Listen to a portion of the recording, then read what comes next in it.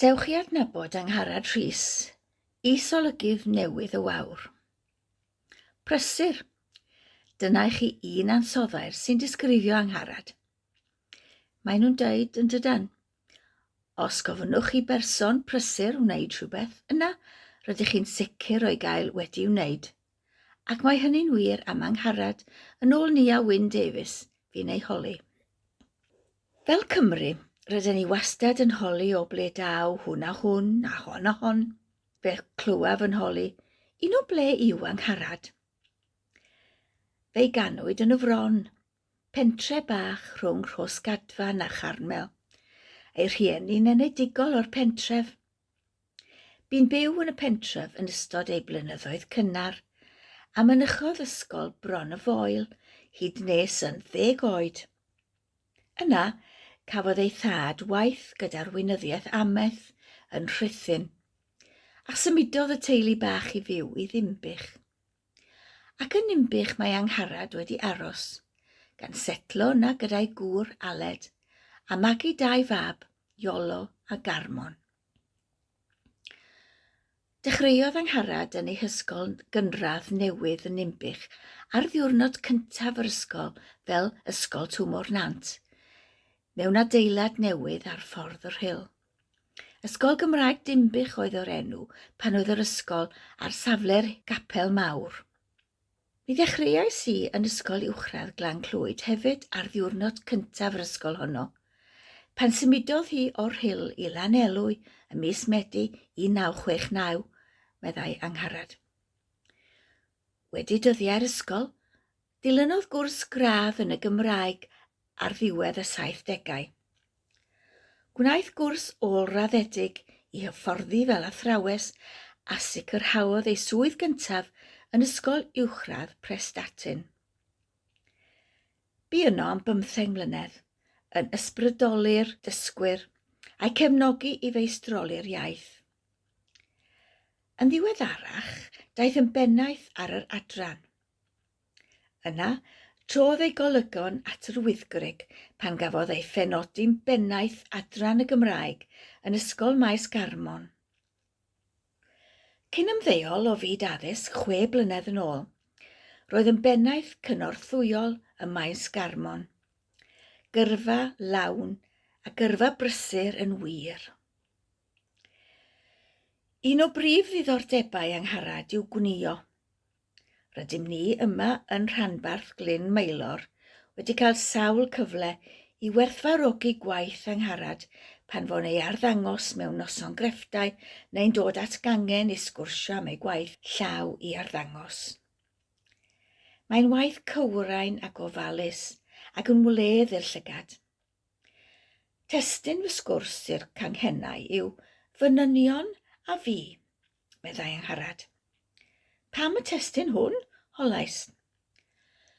Fy nhad a ddechreuodd â diddordeb mewn creu, meddai.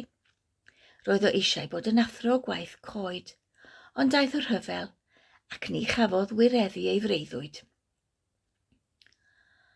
Ond roedd o wastad yn gwneud pethau, yn waith coed, yn dapestri, ac efo fo yn y cwt roeddwn ni'n hoffi bod yn cnocio hoelion i bren a helpu gyda'r creu.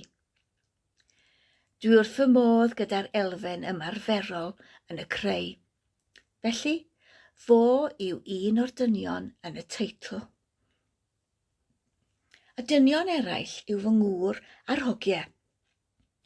Dwi wedi bod yn pwytho cwiltiau i Aled a fi, ac wedi bod yn gwneud croesbwyth ar achlysuron arbennig i'r hogiau. Y dynion felly sydd wedi rhoi hwb i'r creu. Ar y dechrau, roedd Angharad yn dysgu ei hun i wneud y croesbwyth a'r cwiltio wrth ddarllen a dilyn cyfarwyddiadau. Y croesbwyth ddaeth gyntaf, a chreuodd sawl croesbwyth i deulu a ffrindiau ar achlysuron arbennig, yn anreg ar achlysur geni plentyn neu briodas.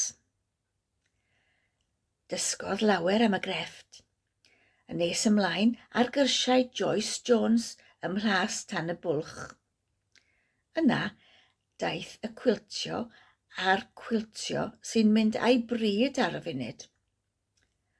Gweld arddangosfa gan gwiltwyr Dyffryn Clwyd yn Eglwys Sant Pedr Rhuthun yn 2010 a daniodd y diddordeb.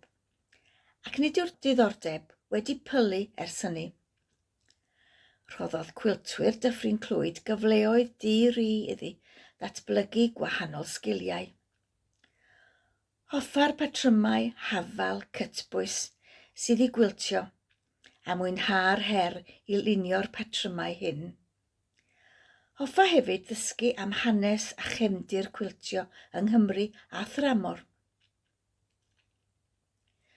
Mae'n siŵr bod y crefftwr agedd yn ein plith yn cofio i Angharad arwain cwrs crefft y gogledd ddwywaith cyn clo'r Covid a chroi ar ben ffordd gyda chlytwaith.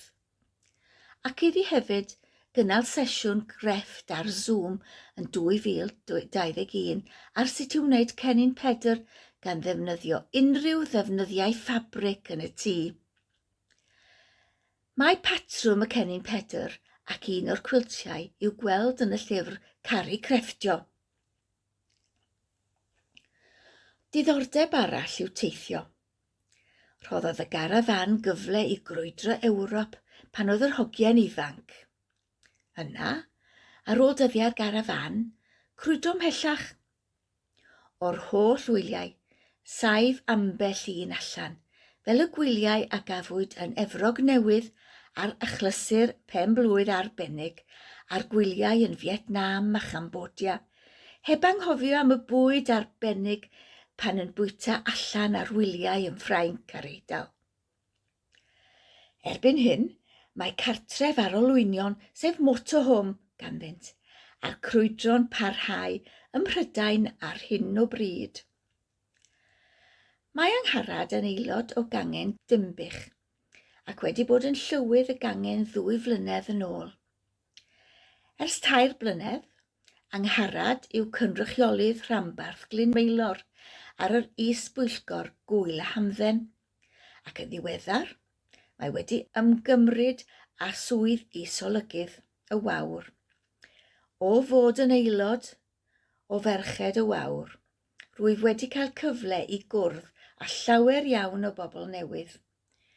Dwi'n mwynhau dod i adnabod pobl yn lleol, yn rhanbarthol ac yn genedlaethol, meddai Angharad.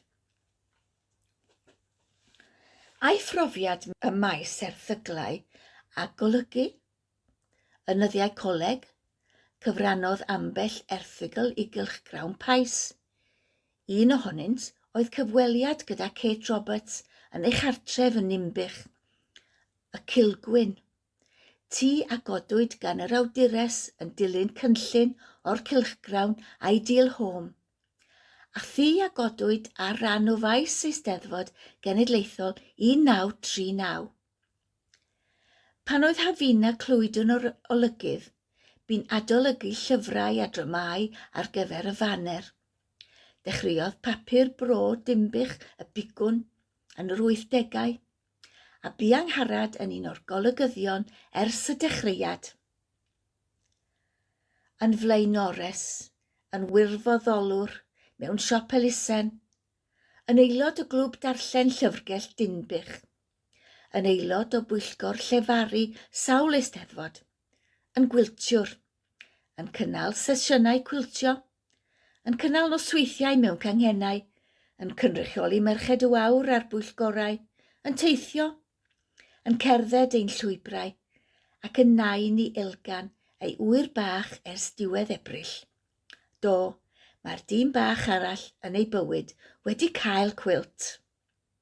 Ydy, mae Angharad yn brysur. Ond fel y dwedais i, pobl brysur sy'n llwyddo i gyflawni, ac felly mae'r is-olygyddiaeth yn ddiogel yn nwylo Angharad. Pob dymuniad da iddi.